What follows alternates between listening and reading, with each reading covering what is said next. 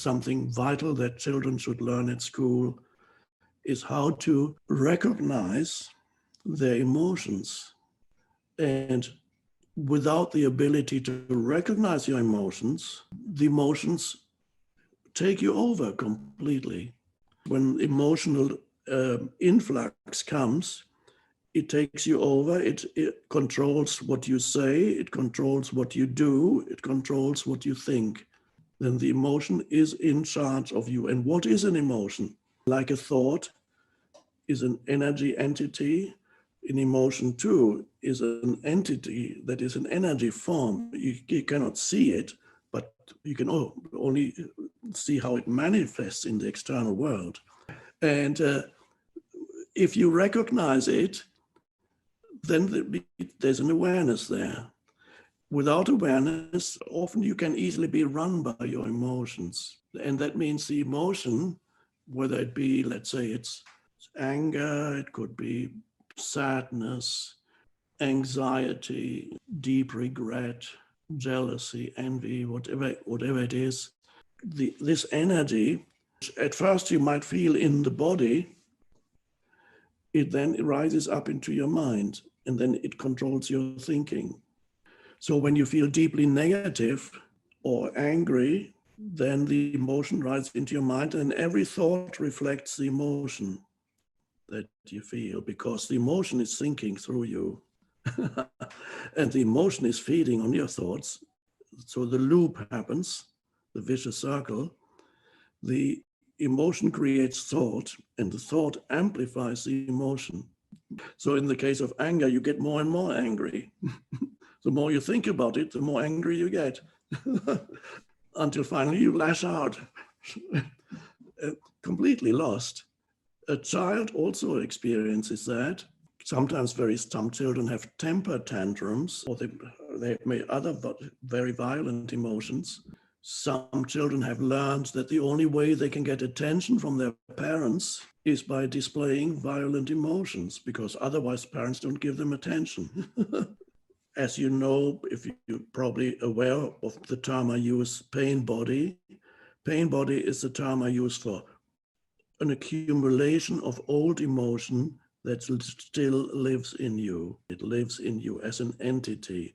It's an accumulation of negative emotion, or often goes back to early childhood, an accumulation of negative emotion that hasn't left you, that dwells in your body somewhere. And I call it the pain body. It's helpful to look at it as a little entity almost, an entity that lives in you. And sometimes it's dormant for periods of time, but it cannot stay dormant forever. It has to occasionally rise up into your mind, and then suddenly you get taken over by this old emotion.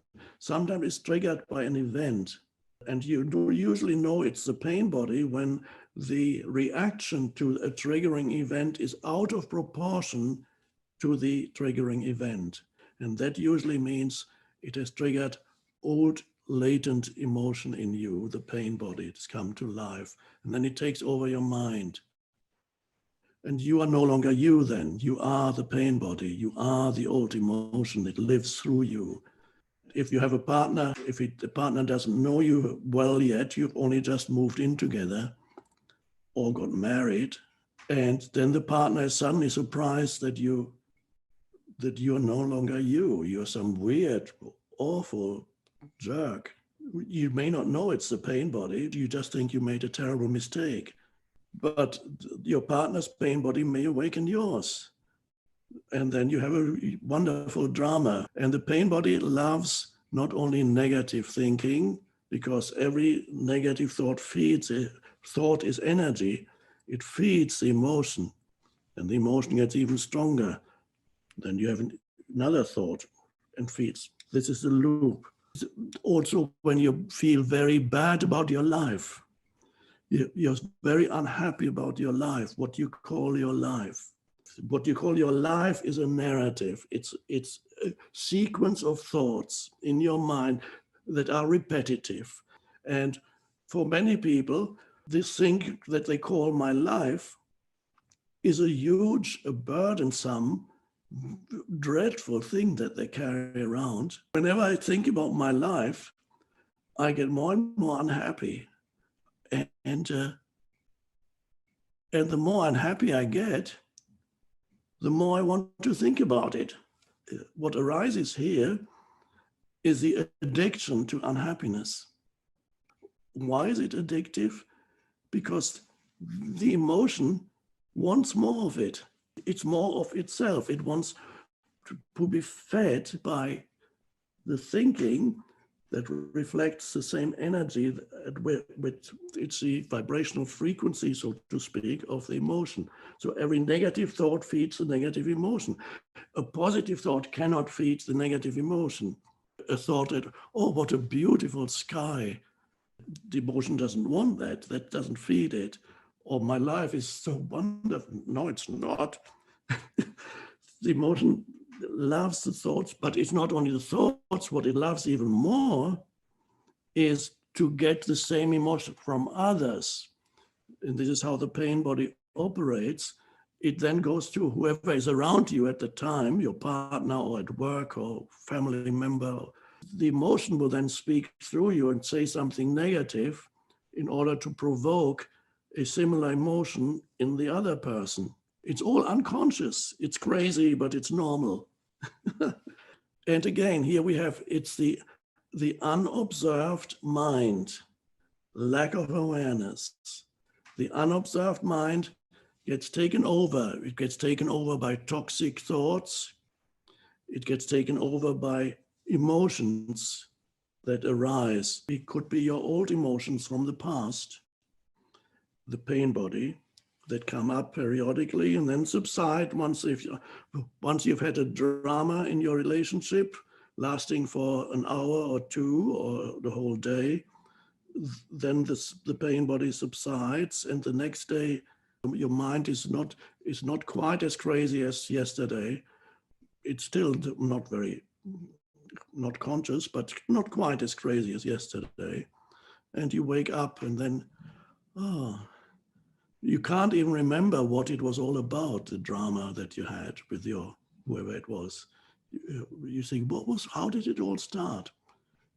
It didn't matter how it started. The pain body needed it, wanted it. So through lack of awareness, you are at the mercy of your emotional fields. The moment awareness comes in, the emotion may still be there, but you're no longer totally possessed by it or trapped in it. It's still there, but at least there's an observing presence there. And that's an enormous step forward. So whenever you feel emotion arising that is of a very negative kind, let's come back to for a moment to what I said about telling yourself how unhappy you are or how awful other people are, or whatever this narrative may be, then recognize that there is this very strong energy in you, the emotional, mental energy. They've come together, and be the observer. Say, oh, for the past hour, I've been thinking bad things about my life. But is it really that bad? Because I'm sitting here, breathing, looking at the plant and the sky, and feeling the aliveness in the body. You're beginning to get out of your narrative and into the present moment. The only place where there's freedom from the past, from the conditioned mind, conditioned by the past, is the present moment. So it's always to become aware is inseparable from present moment. The power of the present moment arises the moment you become aware. And aware is you're the observer of your inner states. Then you're no longer at the mercy of your inner states. Freedom arises. And so the emotion, for example, cannot renew itself anymore. through using your mind, because then you say, there's no, I don't want that. You recognize the dysfunctional way in which the emotion is linking up into your mind, and you come into the present moment. And again, breathing and deep breathing deep into the abdomen a few times, and your attention follows the breath. That's the important part. And then you feel the aliveness that pervades the entire body. And there may still be an emotion in there, but you're not consumed by it anymore. You can live with it. It's not that bad because you are the awareness that's around it. And as the awareness deepens, it begins to transmute the energy that was trapped in the emotion. It was energy that got trapped in early childhood very often. And through the awareness, it gets, because the awareness also means that you allow it to be there in this moment. It's not renewing itself through your mind, but in this moment, this is what you feel. There it is. You can still feel the anxiety. But because you're aware, the anxiety does not rise up into your mind and controls your thinking anymore. And then it gradually diminishes. It doesn't renew itself anymore. But you allow it while it's there. You say, well, there it is. And you may be able to feel other parts of the body that are actually fine. Anxiety may be here in your chest area, but in your hands are fine. You feel the energy in your hands and your feet and your arms and a lot of the rest of your body. You feel that aliveness. That's how you begin to be free of the pain body, no longer at the mercy of emotional energies. Again, children could learn that easily at school by the game playing, for example. Parents can teach their children, if children have bouts of anger, for example, sometimes some children do, it's not uncommon. This could be already the pain body in the child. After it's happened, talk to the child and say, what was it? What happened yesterday when you started screaming and throwing things? What did you feel? What can you paint it? What would it look like if you make a picture of it? What color is it? Does it have a name, that thing that comes into you from time to time and makes you throw things? If it had a name, what name would it have? And by asking these questions, the awareness in the child grows, awareness of it. The foundational subject at school, of course, should be awareness. I mean, is that so difficult to understand? The most consciousness is the primordial subject that underlies all other subjects at school. Most of us do it as adults. But what could have perhaps been done in a more enlightened civilization at school, we do it and that's fine, at least it's happening now. And eventually, it may even reach politicians and media people. Eventually, even they may be destined to become conscious. So, catch the emotion as it arises, especially if old emotion, pain body emotion, detect it, recognize it for what it is. Then you've already won half the battle, so to speak. Stay present as the observer. So you're here to bring sanity into this world. That's a good life purpose. One could even define this as your main life purpose, to bring consciousness into this world. The light of consciousness. You be the light. Of course, that reminds me of the famous saying, be the change that you want to see in this world. That's very true. So be the light of consciousness, because that's the change that we need, that the world needs.